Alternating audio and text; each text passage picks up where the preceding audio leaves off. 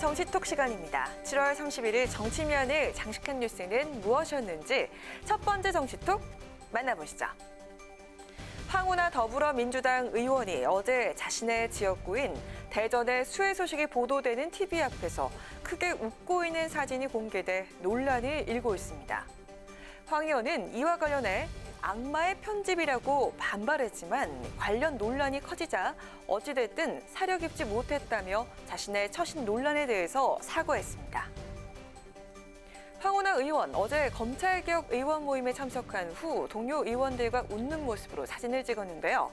이 모임 당시 황 의원의 지역구 대전은 갑작스러운 폭우로 사망자가 나오는 등 수해 상황이었고요. 사진 촬영 당시 이들 뒤로는 TV를 통해서 폭우 소식이 전해지고 있던 터라 더 비판이 일었습니다. 황 의원은 자신의 SNS에 악의적으로 편집을 하면 전후 사정을 모르는 독자들은 속을 수밖에 없다. 악마의 편집과 다를 바가 없다고 주장했는데요.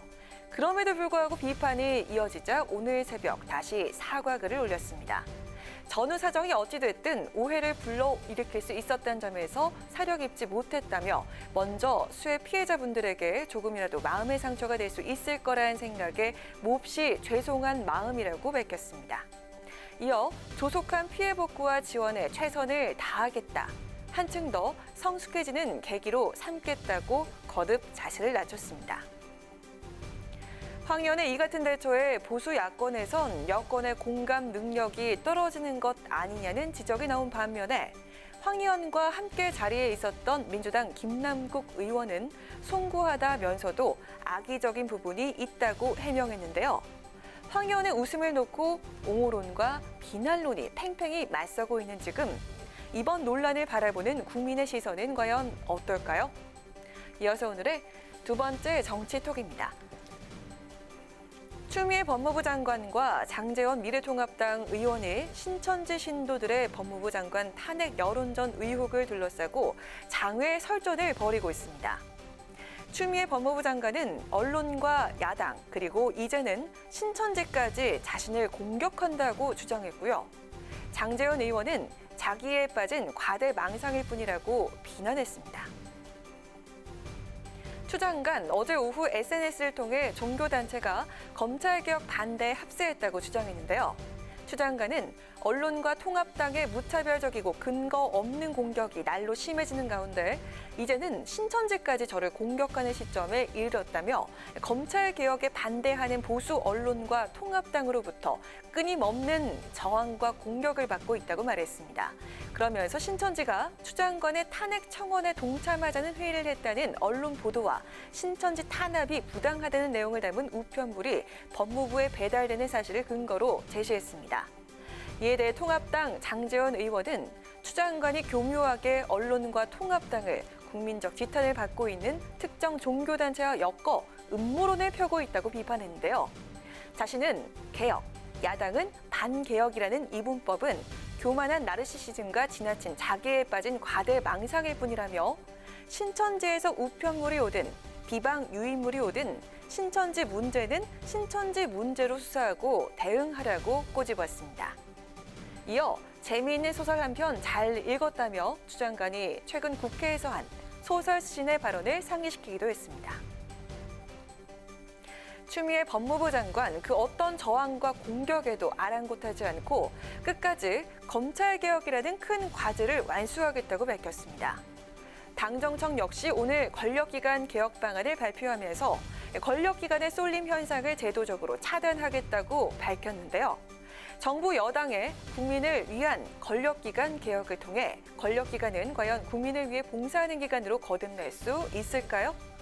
마지막으로 오늘의 세 번째 정치톡입니다. 거대 여당의 거침없는 입법 속도전에 전면적 대여 투쟁으로 맞서기로 한 통합당. 21대 국회에서 금기시됐던 장외투쟁 카드까지 만지작거렸는데요. 하지만 장외투쟁을 접고 국회 안에서 SNS 등을 활용해서 투쟁하는 방향으로 가닥을 잡았습니다. 그 이유는 뭘까요? 장외 투쟁이란 게 저희들이 가능성을 배제하지는 않지만 쉽게 하지도 않을 겁니다. 네네. 고민은 하되 예. 다만 예전처럼 광장에 많은 사람을 모아서 일방적인 연설을 하고 이런 방식보다는 SNS라든지 네. 혹은 지역별로 전국 순회라든지 네. 뭐 여러 가지 방법들을 지금 고민하고 있습니다. 네, 통합당 주호영 원내대표 오늘 한 라디오와의 인터뷰에서 전국에 폭우 피해가 있었고 코로나19의 사회적 거리두기 상황일 뿐만 아니라 현재 여름 휴가철이라며 장외 투쟁을 쉽게 하지 않을 것이라고 밝혔습니다. 장외 투쟁에 수반되는 엄청난 비용도 이유로 꼽았는데요. 그러면서 예전처럼 광장에 많은 사람들을 모아서 일방적인 연설을 하는 방식보다는 SNS라든지 혹은 지역별 전국 순회 등의 방법을 고민 중이라고 덧붙였습니다. 주 원내대표가 당장 길거리 장외 투쟁에 나서는 것을 부인하면서도 장외를 향한 메시지 전달에 부심하는 이유. 강력한 대여 투쟁에 대한 당 내외 요구가 거세단 점에서 마냥 손 놓고 있을 수만은 없기 때문인데요. 이를 위해 통합당 홍보전으로 우호적 여론을 만드는 데 집중할 것으로 알려졌습니다. SNS, 현수막을 통한 홍보와 개별 의원 중심의 지역활동, 대국민 보고대회 등이 논의 중인데요. 통합당 최영두 원내 대변인 한 언론사와의 통화에서 국민들에게 이 문제가 왜 심각한지, 통합당은 어떻게 하고 있는지 알리려 한다고 밝혔습니다. 장외로 나가려다 다시 장내로 유턴한 통합당. 국회 밖으로 나갈 경우 여론의 역풍을 맞을 수도 있다는 점도 감안한 것으로 보입니다. 단식, 삭발투쟁 등 과거의 방식 대신 SNS 홍보전을 택한 통합당. 과연 대여 투쟁을 성공적으로 이끌 수 있을까요? 이상 강아랑의 정치톡이었습니다.